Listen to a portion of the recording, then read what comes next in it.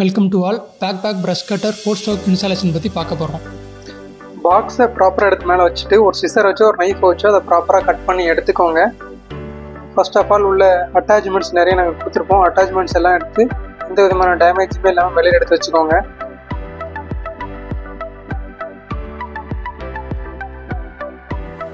Brush cutter back 4 ஸ்ட்ரோக்கில் செக்லிஸ்ட்டில் என்னென்ன இருக்குன்ற check பண்ணி பார்த்துக்கலாம். ஃபர்ஸ்ட்டு அலுமினியம் ஹெட் இருக்கான்னு பார்த்துக்கலாம். இதுதான் aluminium head. Second one rod with on off சுவிட்சு. இதான் ராடு, இதில் பார்த்து தான் ஆன் ஆஃப் சுவிட்ச். ஃப்ளெக்சிபிள் ட்ராப் இதுதான். எம்டிஎம் ஸ்டிக்கர் லோகோ இருக்கான்னு பார்த்துக்கோங்க. அதுக்கப்புறம் ஆக்சிலேட்டர் இதுதான், அதோட connecting cable. Engine with bag இதுதான் என்ஜின், ஷோல்டரில் போடக்கூடிய பேக்.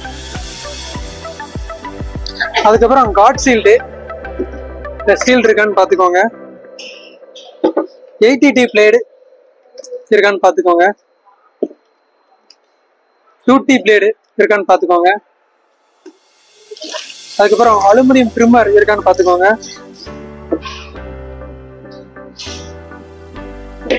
ஹேண்டில் இருக்கான்னு செக் பண்ணிக்கோங்க. பேடி கார்டு இது 80T பிளேடா யூஸ் பண்ணக்கூடியது, இதுவும் இருக்கான்னு செக் பண்ணி பார்த்துக்கோங்க. அதுக்கப்புறம் டூல் கிட் இருக்கான்னு செக் பண்ணிக்கோங்க.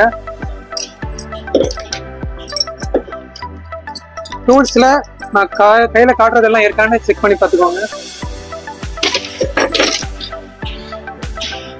ஆப்போசிட் த்ரெட் போல்ட் இதுதான் அந்த thread bolt. Guard shield clamp இருக்கான்னு பார்த்துக்கோங்க. இதுதான் அதோட கிளாம்ப்பு, அதுக்கு போடக்கூடிய போல்ட் நட் இருக்கான்னு செக் பண்ணிக்கோங்க. அதுக்கப்புறம் அதை மாட்டக்கூடிய அலாங்கி இருக்கான்றதை செக் பண்ணிக்கோங்க. நான் சொன்னதெல்லாம் இருக்கான்னு கரெக்டாக செக் பண்ணி பார்த்துட்டு மிஷினை அசம்பிள் பண்ணுங்க.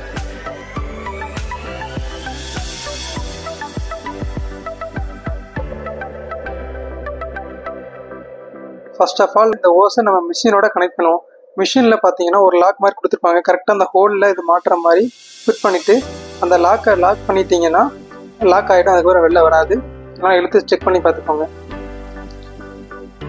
அதுக்கப்புறமா இன்னொரு எண்டை இதோட கனெக்ட் பண்ணணும். மேலே ஒரு ஸ்க்ரூ இருக்கும், ஸ்க்ரூ ரிமூவ் பண்ணிவிட்டு இந்த ஓஸை அந்த ராடை கனெக்ட் பண்ணி நட்டை மேலே போட்டு அந்த டூல்ஸ் வச்சு ப்ராப்பராக டைட் பண்ணிக்கோங்க.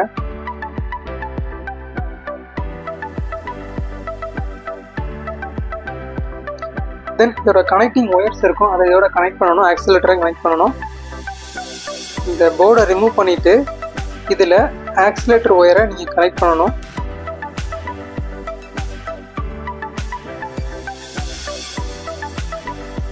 இது எப்படி பண்ணணும் அப்படின்னா, இதில் ஒரு ஆக்சிலேட்டர் ஒயர் இருக்கும், அதான் அது ஒரு ஸ்க்ரூவில் அந்த ஹோலில் கரெக்டாக லாக் ஆகிற மாதிரி வச்சு கரெக்டாக ஃபிட் பண்ணி வச்சுக்கோங்க.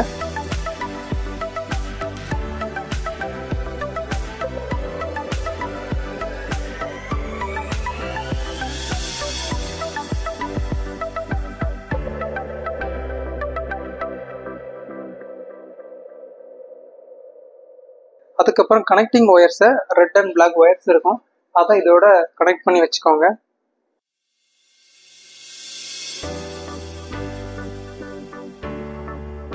கனெக்ட் பண்ணதுக்கு அப்புறமா இந்த பாக்ஸை ப்ராப்பராக லாக் பண்ணி விட்டுருணும். இதில் ஆக்சலரேஷன் ஃபங்க்ஷன் எப்படி இருக்குது அப்படின்றத செக் பண்ணலாம். இப்போ இந்த ஆக்சிலேட்டர் ஃபங்க்ஷன் நீங்கள் ப்ரெஸ் பண்ணீங்கன்னா அந்த ஆக்சிலேட்டர் மூவ் ஆகிற தெரியும். இது மூலமாக தான் பிளேடு ஃபங்க்ஷன் ஆகுது. அதுக்கப்புறமா ஹேண்டில் ஹோல்டர் இருக்கும். இந்த ஹேண்டில் ஹோல்டரை ராடோட ப்ராப்பராக அட்டாச்மெண்ட் பண்ணிக்கோங்க. அது எப்படி பண்ணணும் அப்படின்னு நான் காட்டுறேன் பாருங்கள். இதில் ஸ்க்ரூஸ் எல்லாமே கொடுத்துருப்போம். அந்த ஸ்க்ரூஸ் எல்லாத்தையுமே ப்ராப்பராக அதில் இருக்க மாதிரி கிளாம்ப் போட்டு அந்த ஹேண்ட் ஹோல்டரை அதில் ஃபிட் பண்ணணும்.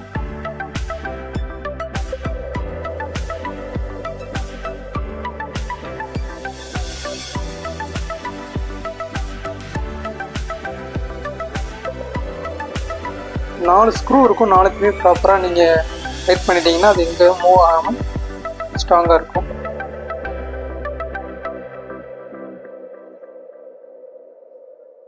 எல்லா பக்கமும் சரியாக இருக்கான்னு செக் பண்ணி பார்த்துக்கோங்க. டைட் பண்ணுங்கள்.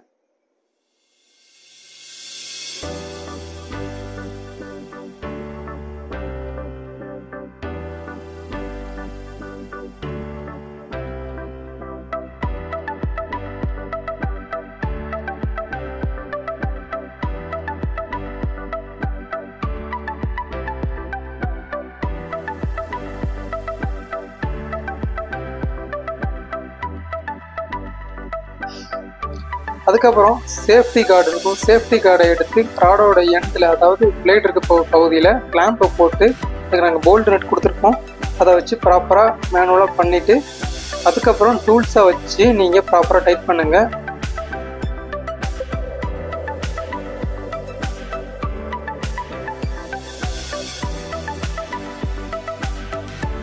அதுக்கப்புறம் நம்ம பிளேட்ஸை கனெக்ட் பண்ண போகிறோம். ஃபஸ்ட்டு கனெக்ட் பண்ணக்கூடிய பிளேடு என்னென்னா அலுமினியம் ட்ரிம்மர். அலுமினியம் ட்ரிம்மரை நம்ம கவர்லேருந்து எடுத்துக்கலாம். இப்போ இந்த ராடோட கனெக்ட் பண்ணுறது எப்படின்னா, அதில் இருக்கக்கூடிய இந்த வாசர் இப்போ இதான் எடுத்ததுக்கப்புறம் பிளேடை அதில் அலுமினியம் ட்ரிம்மர் அதில் வச்சுக்கிட்டு அந்த வாசர் போட்டு போல்ட்டை டைட் பண்ணணும்.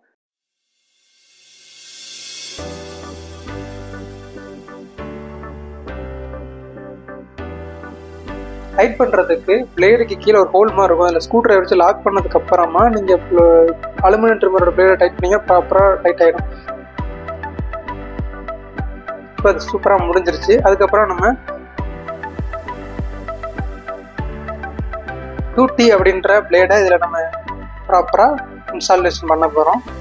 ஃபர்ஸ்ட் ஆஃப் ஆல் கவர்லேருந்து அதை சேஃப்டியாக எடுத்துக்கோங்க. மாட்டும் போது எப்போதுமே க்ளவுஸ் போட்டுக்க மாட்டேங்க. பிளேடு தப்பி தவறுதலாக கூட கையில் பட்டு கை காயமடையக்கூடாது.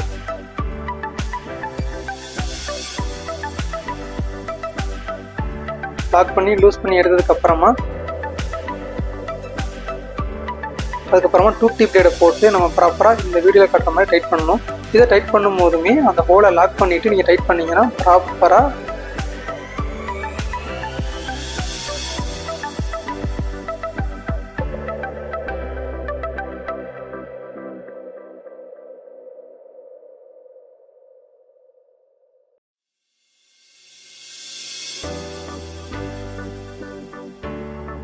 பிளேடு டைட்டாக இருக்கும். நீங்கள் சுற்றி பார்த்துக்கலாம். இப்போ இதையும் ரிமூவ் பண்ணதுக்கப்புறம் நம்ம ETT பிளேடை அதில் போட்டு செக் பண்ண போகிறோம். இதுக்காக அந்த ஃப்ரேமை ரிமூவ் பண்ணி எடுத்துக்கணும். இதுக்கு நம்ம டூல்ஸ் கொடுத்துருக்கோம். அந்த டூல்ஸ் வச்சு ப்ராப்பராக ரிமூவ் பண்ணிட்டீங்கன்னா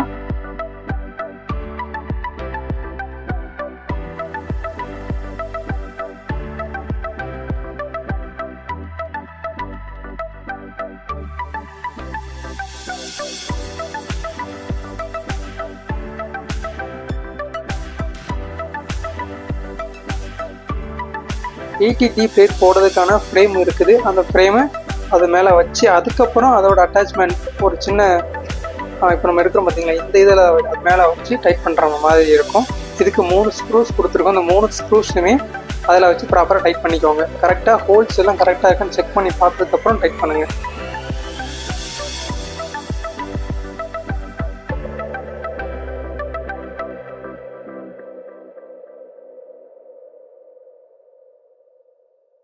ப்ராப்பராக இதை 3 ஸ்க்ரூவையும் டைட் பண்ணதுக்கப்புறமா நம்ம பிளேடை எடுத்து எப்படின்றத இன்ஸ்டாலேஷன் பண்ணலாம். கவரில் இருக்கக்கூடிய பிளேடை வெளியே எடுத்துக்கலாம். இதில் எப்போதுமே சேஃப்டிக்கு ஒரு பிளாஸ்டிக் ரிப் சுற்றி கொடுத்துருப்பாங்க. அதெல்லாம் கனெக்ஷன் பண்ணதுக்கப்புறம் எடுத்துக்கலாம். இப்போ பிளேடை மாட்டினதுக்கப்புறம் அந்த வாசர்லாம் போட்டு டைட் பண்ணணும். இந்த 80T பிளேடை டைட் பண்ணும் போதுமே சின்ன ஹோல்ஸ் மாதிரி இருக்கும். அதில் ஸ்கூட்டர் வச்சு லாக் பண்ணதுக்கப்புறம் தான் பிளேடை நீங்கள் செக் பண்ணி பார்த்தீங்கன்னா பிளேடு சூப்பராக நம்ம மாட்டிட்டோம். இதுக்கப்புறம் பிளேடுக்கு மேலே ஒரு சேஃப்டி கார்டு ஒன்று வரும். அந்த சேஃப்டி கார்டை மாட்டணும். இதில் ஒரு 4 லீடில்ஸ் மாதிரி இருக்குது பார்த்தீங்களா, இதை அந்த ஹோல்ஸ்லாம் கரெக்டாக ஃபிட் ஆகிற மாதிரி மாட்டிக்கோங்க. மாட்டினதுக்கு அப்புறமா 2 ஸ்க்ரூஸ் கொடுத்துருக்கோம். அந்த 2 ஸ்க்ரூஸையுமே நீங்கள் டைட் பண்ணலாம். அந்த ஸ்க்ரூஸ் அதோட அட்டாச்மெண்ட் ஆகி தான் இருக்கும். நீங்கள் நம்ம டூல்ஸை வச்சு டைட் பண்ணாலே அது டைட் ஆகிடும். பார்த்தீங்கன்னா ரொம்ப ஸ்ட்ராங்காக இருக்குது. இதுக்கப்புறம் பார்த்தீங்கன்னா நம்ம அட்டாச்மெண்ட் ஃபினிஷ் ஆயிடுச்சு. ப்ராசஸ் கம்ப்ளீட்டாக முடிஞ்சிருச்சு நமக்கு. இப்போ இதுக்கு நம்ம ஆயிலெலாம் ஊற்றி எப்படி இருக்குது அப்படின்றத செக் பண்ணி பார்க்கலாம். இப்போ நம்ம ப்ரஷ் கட்டரோட வீடர் அட்டாச்மெண்ட் பண்ண போகிறோம். இப்போ நம்ம ஃபஸ்ட்டு கனெக்ட் பண்ண போது பார்த்தீங்கன்னா கிராஸ் பிளேடு தனித்தனியாக இருக்கும். நாங்கள் அதுக்கான போல்டு எல்லாமே கொடுத்துருக்கோம். அதை நான் வீடியோவில் காட்டுற மாதிரி ப்ராப்பராக அட்டாச்மெண்ட் பண்ணிக்கோங்க. இதுக்குள்ளே ஒரு போல்டு இருக்கும். அந்த போல்டை போட்டுட்டு அந்த போல்டில் ஒரு ஹோல்டு இருக்கும்.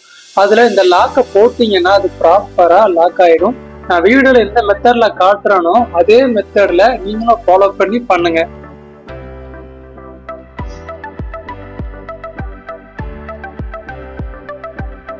ஃபர்ஸ்ட் பிளேடை மாட்டிட்டோம். செகண்ட் பிளேடை இதோட மாட்டுவோம். நான் அதே மாதிரி சொன்ன மாதிரி தான் ஒரு போல்டை அதில் போட்டுட்டு அந்த போல்டில் ஒரு ஹோல்டு இருக்கும். அதில் அந்த லாக்கை ப்ரெஸ் பண்ணிங்கன்னா லாக் ஆகிடும். இப்போ பார்த்தீங்கன்னா நம்ம இதை அசம்பிள் பண்ணிட்டோம். இப்போ இதை ராடோட நம்ம கனெக்ட் பண்ணணும். இந்த ராடோட கனெக்ட் பண்ணும்போது எப்படி பண்ணணும்னா, இந்த மேலே இருக்க போல்ட்டை லூஸ் பண்ணிட்டு இதில் கரெக்டாக ஃபிட் ஆகிற மாதிரி வச்சுக்கோங்க. மாட்டின உடனே இதை நீங்கள் டைட் பண்ணக்கூடாது. இதில் நீங்கள் அட்டாச்மெண்ட் பண்ணதுக்கு அப்புறம் இதில் இருக்கக்கூடிய ரேக்காயில் நீங்கள் இழுத்து பார்க்கணும். அப்படி இழுத்து பார்க்கும்போது அந்த முன்னாடி மாட்டி இருக்க வீடர் வந்து ரன் ஆகும். இப்போ நான் வீடை காட்டுறேன் பார்த்தீங்களா, இப்போ இந்த வீடு நான் பிடிச்சி இழுக்கிறேன், இது ரன் ஆகுது. இந்த மாதிரி கரெக்டாக ஒர்க் ஆனதுக்கு அப்புறம் நீங்கள் அந்த ஸ்க்ரூ பண்ணி டைட் பண்ணலாம். அது ப்ராப்பராக ஒரு அட்டாச்மெண்ட்ல போய் செட் ஆயிரும். இதுக்கப்புறம் நீங்கள் டைட் பண்ணீங்கன்னா ப்ராப்பராக அது உங்களுக்கு ஒர்க் ஆகும். இதை டைட் பண்ணுறதுக்குமே நாங்கள் உங்களுக்கு வந்து அலாங்கி கொடுத்துருக்கோம். அந்த அலாங்கியை வச்சு நீங்கள் ப்ராப்பராக அதில் டைட் பண்ணி வச்சுக்கலாம். இதுக்கப்புறமா இது நம்ம ஸ்ட்ராங்காக இருக்கா அப்படின்னு செக் பண்ணி பார்க்கணும். இப்போ நம்ம எல்லா போல்டும் ப்ராப்பராக டைட்டாக இருக்கான்னு செக் பண்ணி பார்த்துக்கலாம் ஃபர்ஸ்ட்டு.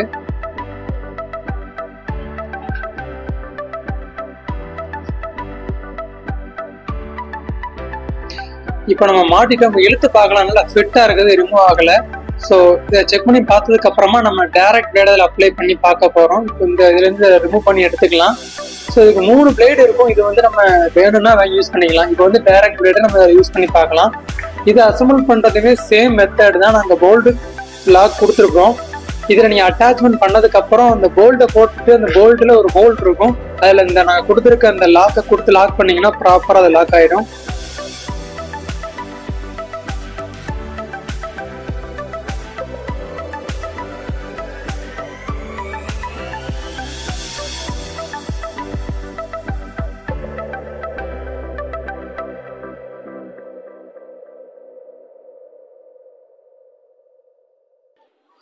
இப்போ இதை நம்ம ராடோட கனெக்ட் பண்ணலாம். டைரக்ட் பிளேடையும் அதே மாதிரி தான். நீங்கள் நார்மலாக உள்ள ராடில் மாட்டினதுக்கு அப்புறம் ரீகாயில இழுத்து பார்க்கணும். அப்போதான் இதுக்கு ப்ராப்பராக ஒர்க் ஆகுதா அப்படின்றத செக் பண்ணி பார்க்க முடியும். இப்போ நம்ம இதோட கனெக்ட் பண்ணதுக்கு அப்புறமா இதை ரீகாயில இழுத்து செக் பண்ணி பார்த்துக்கலாம். இப்போ ரீகாயில் நான் இழுக்கிறேன், பார்த்தீங்கன்னா டைரக்ட் ப்ராப்பராக ரன் ஆகுது. ஸோ எந்த பிரச்சனையும் இல்லை. இதை டைட் பண்ணி யூஸ் பண்ணிக்கலாம்.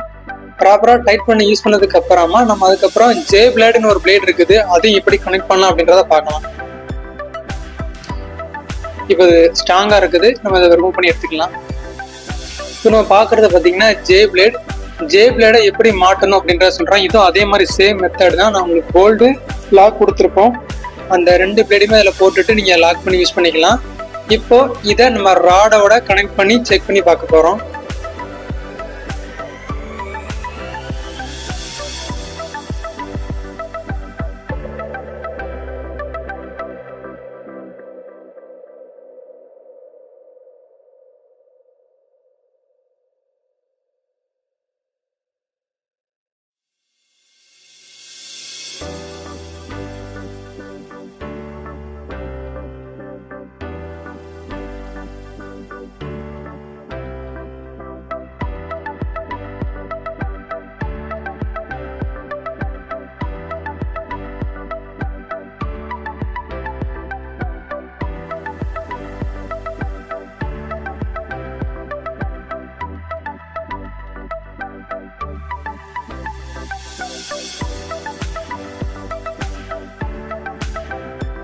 இப்போ ஜே பிளேடை ராடோட நம்ம கனெக்ட் பண்ணி பார்க்கலாம். ஸோ இதே மாதிரி தான் கனெக்டிங் மெத்தட். நான் ஃபர்ஸ்ட் சொன்ன 2 பிளேடுக்கு இருக்க அதே மெத்தட் தான் இதுக்கும்.